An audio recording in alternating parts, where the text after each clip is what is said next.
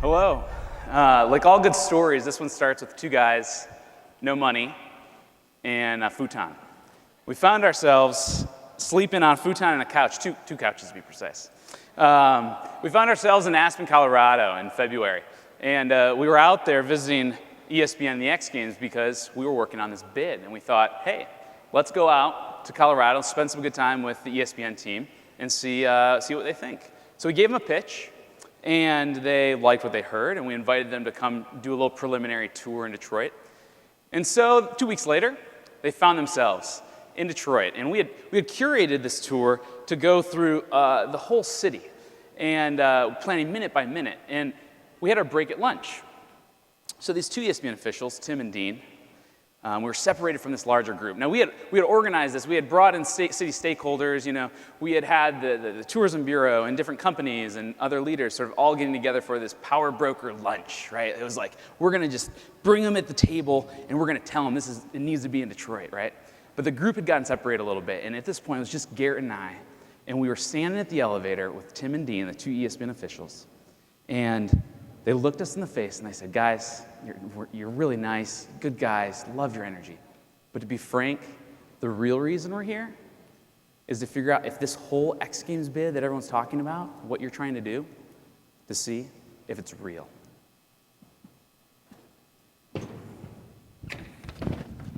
Fuck. Yeah. So I don't skateboard, and I actually thought I was going to do better than that, though. Maybe this doesn't come as a surprise to you, but Kevin doesn't skateboard either. So when we decided we were going to take this crazy idea and try to make it real, the first question we asked was, how do we make this real, right?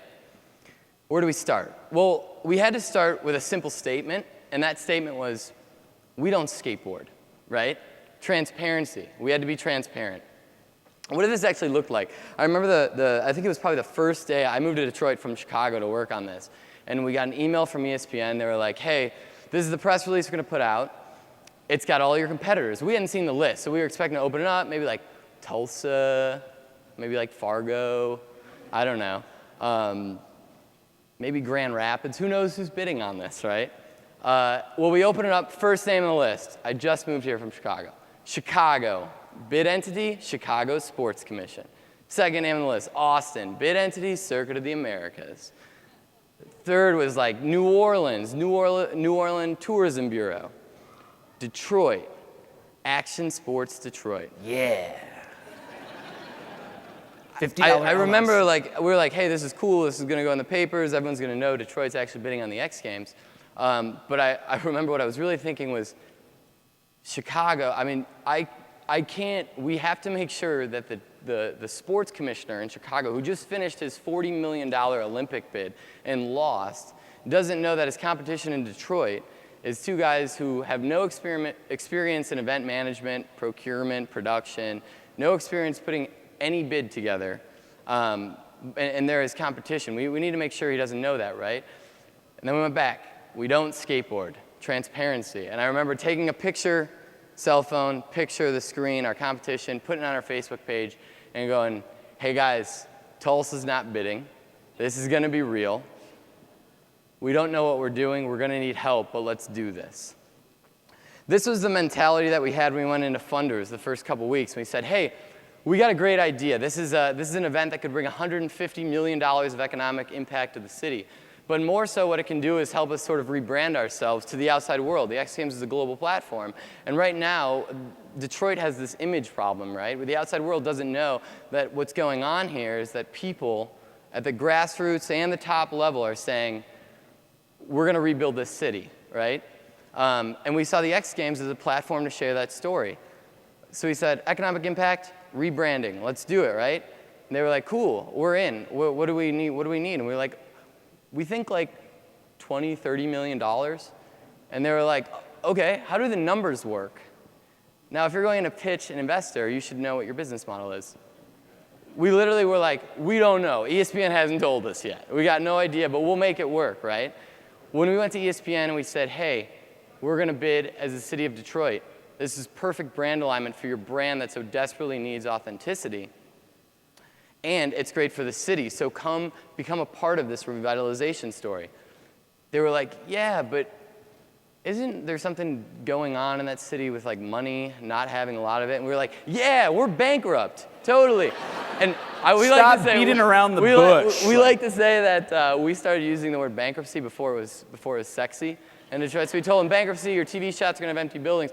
But it didn't matter because we had to be honest no matter what. We had to be transparent. And that's a long-term investment, and the return is trust. And over time, when people did get on board, they trusted us because we'd been honest from the get-go.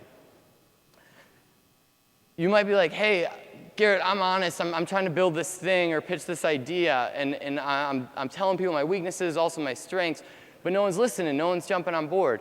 And that happened to us at first. It even happened with like what should have been the most obvious support group, right? The action sports community, the skateboarders, the BMX guys in Detroit, outside Detroit. Hey, we're trying to bring the X Games to Detroit. Get on board. And they just there was no traction. So we met this dude, Derek Dykes, community organizer, skateboarder in Detroit, and we were like, hey, what do we do? We thought this would be enough. And he's like, hey, X Games not super cool. For skateboarders, they're kind of into it. And we were like, oh, well, what do we do? Because we want to make it cool. And he's like, yeah, you throw a party. And Kevin's like, cool, I'll invite a John Mayer cover band. Absolutely. Absolutely. And they were like, and he's like, guys, just seriously let me do this. Let me get skateboarders on board. So we were like, cool, do it. He threw a party with Negative Approach, this hardcore punk band, free beers to everyone who came. And it was like, oh, they're on board now. That's what we needed to do. We needed to learn the language of hardcore punk, right? And with funders, it was like we'd gone in, pitched the story, and they were kind of there. We thought they were on board, but we weren't really seeing any tangible support. We hadn't gotten paid. Yeah, and we were like, why this is so obvious to us? Why aren't they getting on board? And someone was like, hey, have you guys made a binder yet? And we were like, absolutely. We literally gave them access to our entire Google Drive.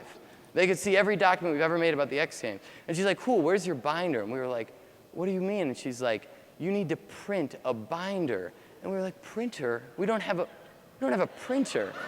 So we go to Kinko's and we print out a 187-page binder, go back and put it on the desk. Same pitch, but we got a binder with literally the same stuff in it on board, right?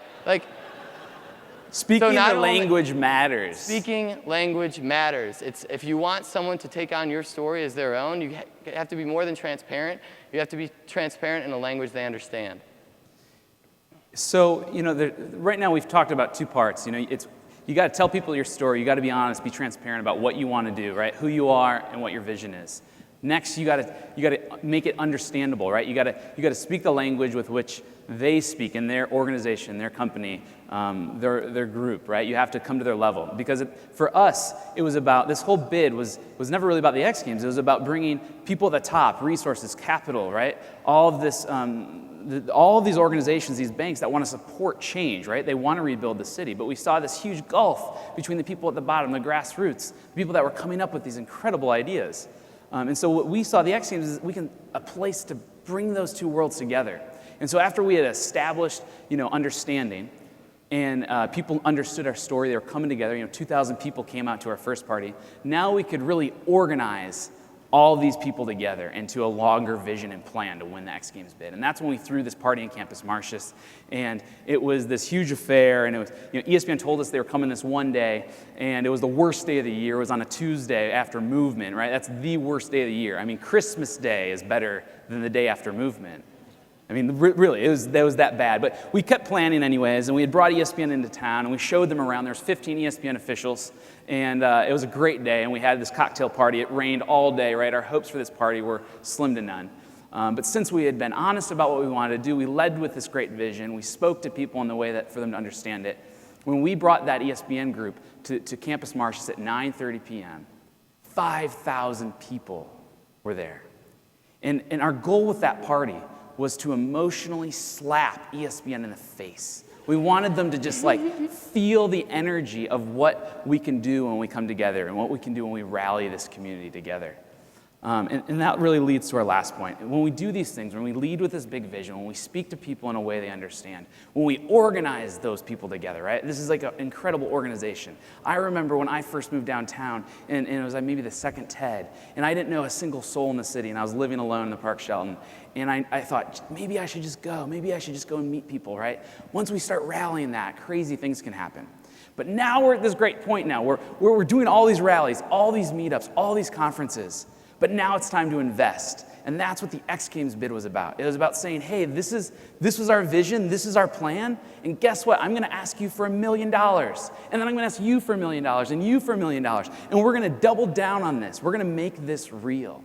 Because we can't change Detroit. Like, Detroit doesn't suddenly become healthy again. It doesn't just the virus doesn't just suddenly leave. Like, we actually have to change things. So we have to invest in that. And the 3 ways we found people investing in our bid was with time, money, and their humanity. With time, we saw Paxahow, who is an incredible event planner and organizer. They do Movement and Jazz Fest. They taught us how to do everything, and they informed all of how this should work. And then we had different corporations and organizations in the city invest money to pay for the video we made and for the parties we threw and things like that. And then lastly, and most importantly, people invested their humanity, their souls into this. And we got emails every day. We still get tweets every day, Facebook messages every day about wanting to work for us, these 2 unemployed guys, and wanting to be a part of something bigger.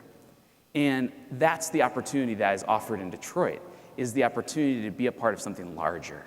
And so that leads us to our final part, which is no surprise to you guys. We lost, right? You know, what do we do now? I guess that's the larger question. We lost. Slap ESPN in the face for real. Oh, yeah, like that slap didn't work, you know what I mean? And the question is, did we fail? I mean, because if we fail, if our goal was to win the X Games, it's a complete failure. But fortunately, the goal was never to win the X Games. The goal was to create a platform and rebuild the city. And so since that still remains our goal and our mission, we're forging ahead and doing that. So we find ourselves really at the place where we started, which is working on this new project, which is taking what we built with the X Games campaign, all the support we rallied, and turning that into our own custom-built event to achieve our mission in this city, and we call that Assemble. And the question we keep facing now recently as we go around talking about this new shiny toy, as we like to call it, they ask again, just like we were asked in the beginning, which is it real? So now we invite you guys to join us and continue in helping make it real. So, thank you. Next slide, bud.